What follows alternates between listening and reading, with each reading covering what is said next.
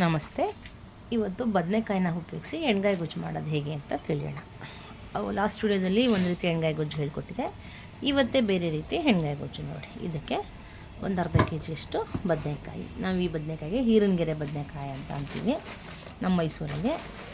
ಬೇರೆ ಊರಲ್ಲಿ ಏನಂತಾರೋ ಅದು ನಂಗೆ ಗೊತ್ತಿಲ್ಲ ನೋಡಿ. ಇದಕ್ಕೆ ಬೇಕಾಗಿರೋಂಥ ಸಾಮಗ್ರಿಗಳು: ಕೊತ್ತಂಬರಿ ಸೊಪ್ಪು, ಚಕ್ಕೆ, ಲವಂಗ, ಬೆಳ್ಳುಳ್ಳಿ, ಶುಂಠಿ, ಈರುಳ್ಳಿ, ಒಂದೇ ಒಂದು ಟೊಮೊಟೊ, ಸ್ವಲ್ಪ ತೆಂಗಿನಕಾಯಿ, ನಂತರದಲ್ಲಿ ಫ್ರೆಶ್ ಆಗಿರೋ ಬದನೆಕಾಯಿ, ಮತ್ತು ಇದು ಧನಿಯಾ ಮೆಣಸಿನ್ಕಾಯಿ ಪುಡಿ. ನಾವು ಹೇಳಿದ್ದೀವಲ್ಲ ಲಾಸ್ಟ್ ವಿಡಿಯೋದಲ್ಲಿ ಧನಿಯಾ ಮೆಣಸಿನ್ಕಾಯಿ ಪುಡಿ ಮಾಡೋದು ಹೇಗೆ ಅಂತ ನೋಡಿ. ತಗೊಂಡಂಥ ಖಾರನೆಲ್ಲ ಹೀಗೆ ನೀಟಾಗಿ ರುಬ್ಕೋಬೇಕು. ಒಂದು ಈರುಳ್ಳಿ ತೊಗೊಂಡಿದ್ವಿ, ಅದರಲ್ಲೇ ಮುಕ್ಕಾಲು ಭಾಗದಷ್ಟು ರುಬ್ಬಕ್ಕೆ ಹಾಕಿ ಕಾಲು ಭಾಗದಷ್ಟು ಒಗ್ಗರಣೆಗೆ ಮಾಡ್ಕೊಂಡಿದ್ದೀನಿ ನೋಡಿ. ಒಲೆ ಮೇಲೆ ಒಂದು ಕುಕ್ಕರ್ ಇಟ್ಟು ಆ ಕುಕ್ಕರ್ಗೆ ಸ್ವಲ್ಪ ಎಣ್ಣೆ ಹಾಕೋಣ. ಹಾಕೋದ್ಕಿಂತ ಒಂದು 2 ಸ್ಪೂನ್ ಹೆಚ್ಚಾಗಿ ಹಾಕೋಣ. ಯಾಕಂದರೆ ಇದು ಎಣ್ಣೆಗಾಯಿ ಆಗಿರೋದ್ರಿಂದ ಒಂದು ಸ್ವಲ್ಪ ಎಣ್ಣೆ ಮುಂದಾಗಿರಬೇಕು. ಹಾಗಾಗಿ ಎಣ್ಣೆ, ನಂತರದಲ್ಲಿ ತಗೊಂಡಂಥ ಈರುಳ್ಳಿ, ಕಾಲು ಭಾಗದಷ್ಟು ಈರುಳ್ಳಿ ಒಗ್ಗರಣೆಗೆ ಹಾಕಿ, ನಂತರದಲ್ಲಿ ಬದನೆಕಾಯಿನೆಲ್ಲ ಈ ರೀತಿ ಹೆಚ್ಚಿಟ್ಕೊಳ್ಳೋಣ.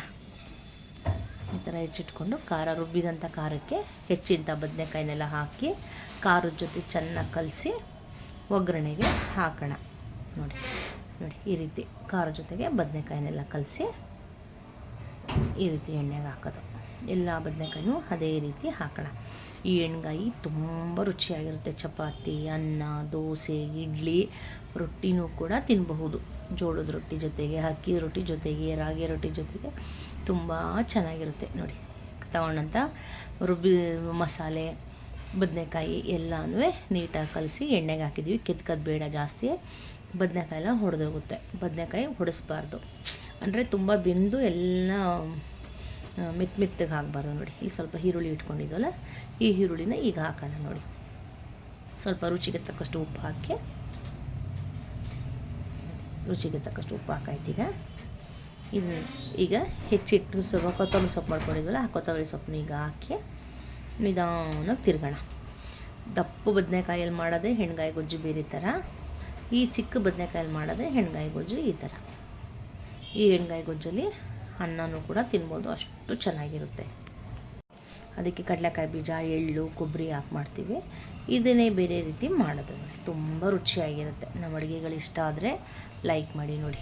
ಎಲ್ಲ ಖಾರ ಹಾಕಾಯಿತು. ಈಗ ಜಾರನ್ನ ತಿರುಗಿ ಸ್ವಲ್ಪ ನೀರು ಹಾಕೋಣ. ಇದನ್ನು ತುಂಬ ಸಾರು ಥರ ಮಾಡೋದು ಬೇಡ, ಸ್ವಲ್ಪ ಬದನೆಕಾಯಿಗೆ ಅಂಟ್ಕೊಂಡಿರೋ ರೀತಿ ಇರಲಿ. ಇವತ್ತು ನಾನು ಈ ದೋಸೆ ಜೊತೆ ಮಾಡ್ತಾಯಿದ್ದೀನಿ ಎಣ್ಗಾಯಿ ಗೊಜ್ಜನ್ನ. ತುಂಬ ಚೆನ್ನಾಗಿರುತ್ತೆ. ಮಾಡಿ ನನಗೆ ಕಮೆಂಟ್ ಹಾಕಿ. ನಮ್ಮ ಚಾನಲ್ ಇಷ್ಟ ಆದರೆ ಲೈಕ್ ಮಾಡಿ, ಶೇರ್ ಮಾಡಿ. ಎಲ್ಲ ಆಯಿತು. ಈಗ ನಾವು ಕುಕ್ಕರ್ ಮುಚ್ಚೋಣ ಅಷ್ಟೇ.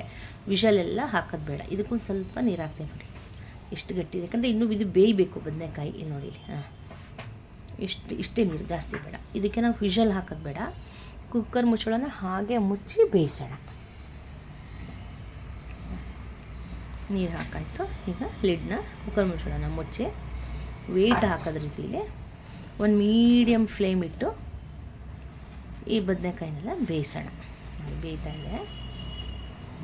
ತುಂಬ ಸ್ಟವ್ನ ಹೈ ಮಾಡೋದು ಬೇಡ, ಸೀದ್ಬಿಡುತ್ತೆ ಮಸಾಲೆ ಎಲ್ಲ. ಆಯ್ತು, ಬೆಂದು ಆಯ್ತು ಅನಿಸುತ್ತೆ. ನೋಡೋಣ. ಈಗ ಮೀಡಿಯಮ್ ಊರಿಲೇ ಬೇಯ್ತಾ ಇದೆ.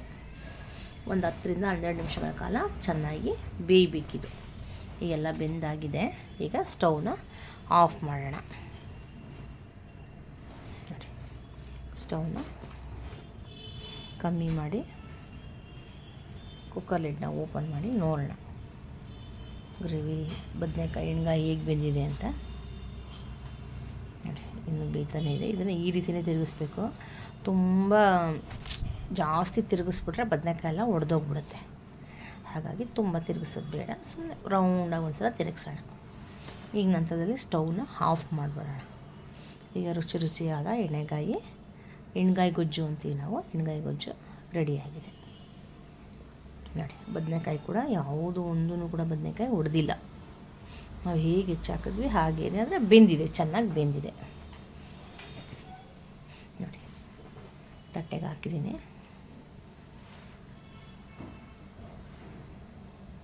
ನಾನಿವತ್ತು ದೋಸೆ ಜೊತೆಗೆ ಮಾಡಿದ್ದೆ ಅಂತ ಹೇಳಿದ್ನಲ್ಲ, ದೋಸೆ ಜೊತೆಗೆ ಎಣ್ಗಾಯಿ ರೆಡಿಯಾಗಿದೆ. ರುಚಿಯಾದ ಎಣ್ಣೆಗಾಯಿ ರೆಡಿ. ಹ್ಞೂ